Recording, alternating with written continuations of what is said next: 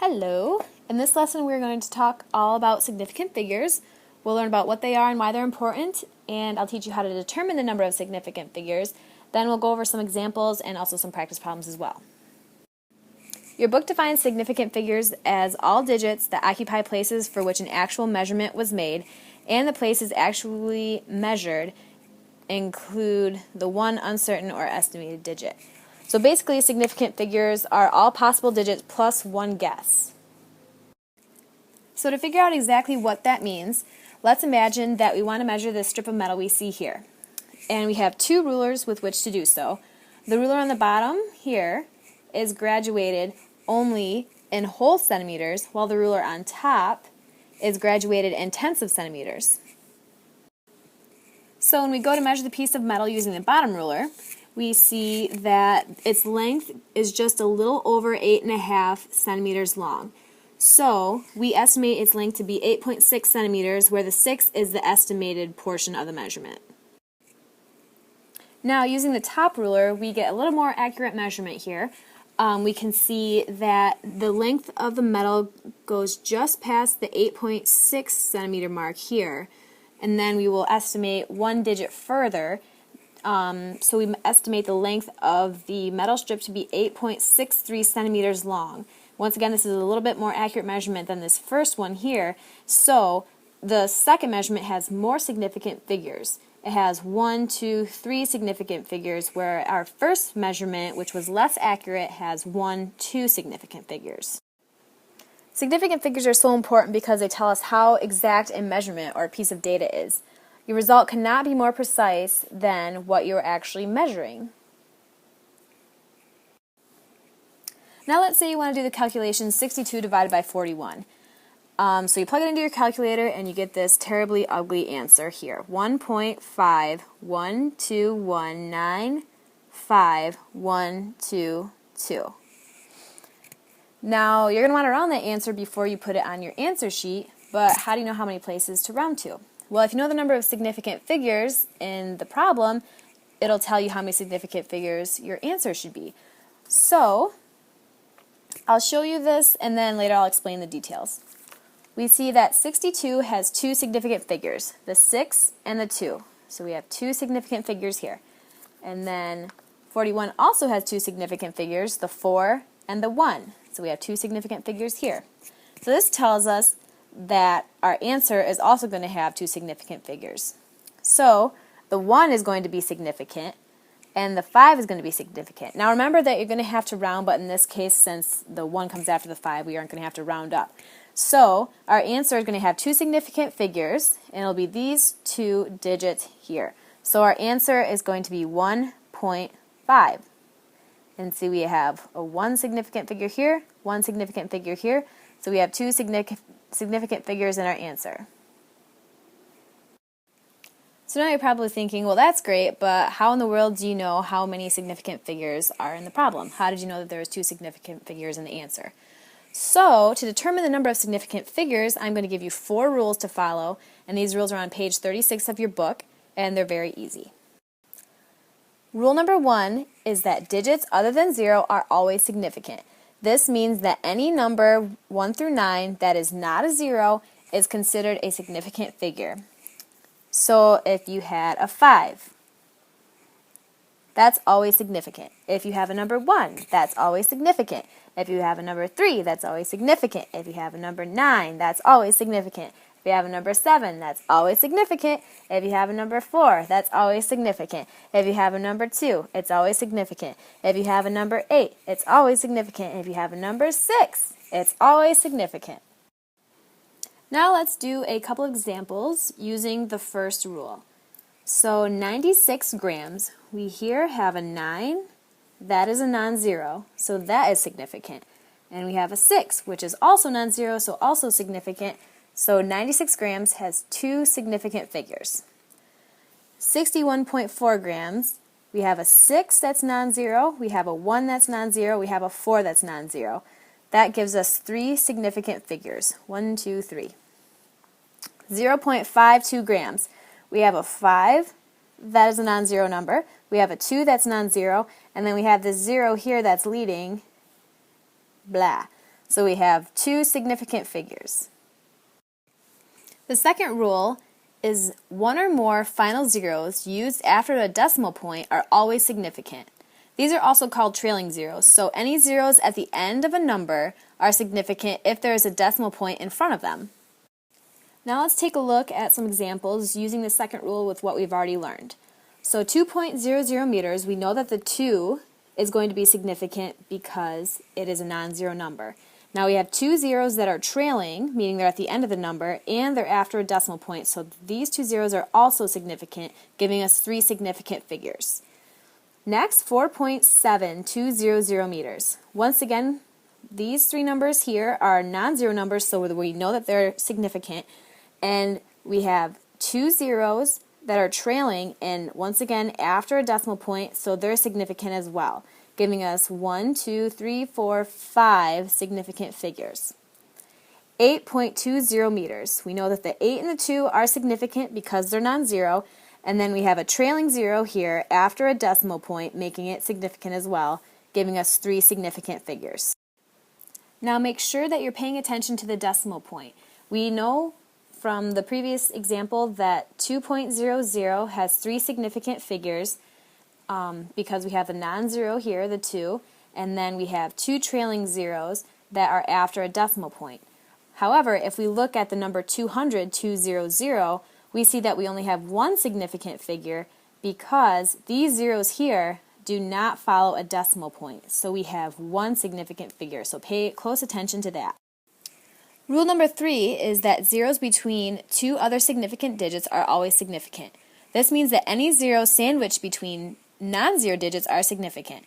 So here we have a hot, fresh, tasty, significant sandwich.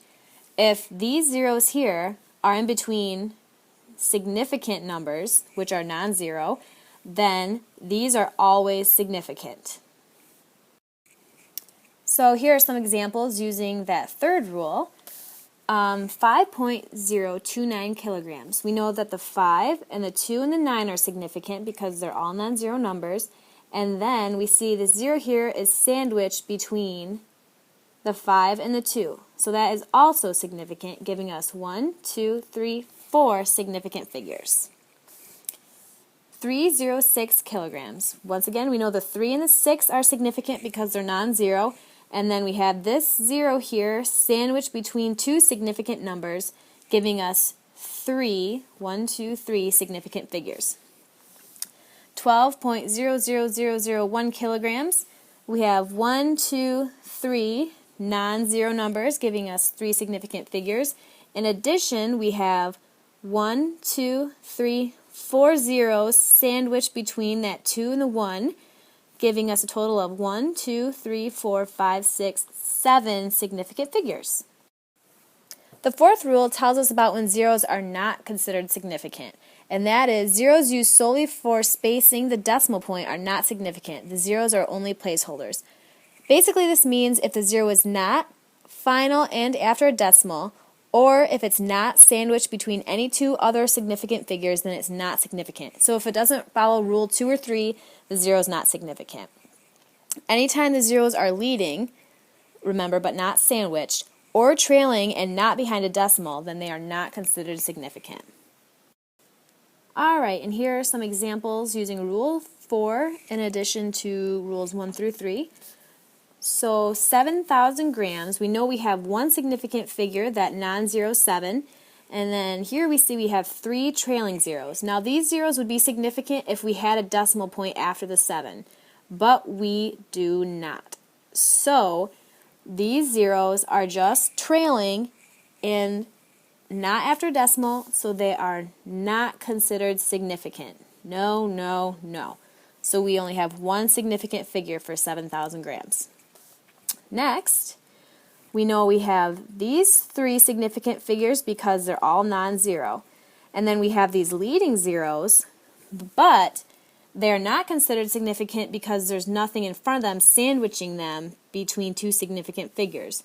So we know that no, no, no to these leading zeros because they're not sandwiched. So here we only have three significant figures. Now you get to practice some of these problems on your own using the 4 rules you just learned. So pause the video and work through these problems, and then I will go through each one like I did before and show you so you can check your answers that way.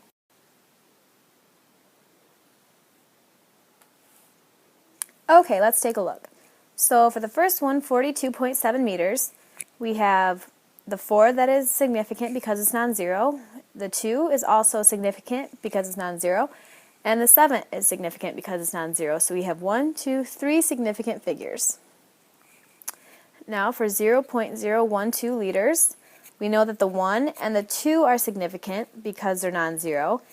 And then these zeros here we see are not significant because they are not sandwiched and they're leading. So they are not significant. So we have 1, 2 significant figures. 72.00 grams, we have the 7 and the 2 are significant because they're non-zero. And then these 2 zeros here are significant because they're trailing and they're after a decimal point. So we have 1, 2, 3, 4 significant figures. And here we have the 1 is significant because it's non-zero. We know that this 0 is significant because it is trailing and it's after this decimal point. But all of these zeros here are non-significant because they're leading, but they're not sandwiched between two significant numbers. So we only have 1, 2 significant figures. Surprise! More examples. So pause the video again and work through these, and we'll go through them after.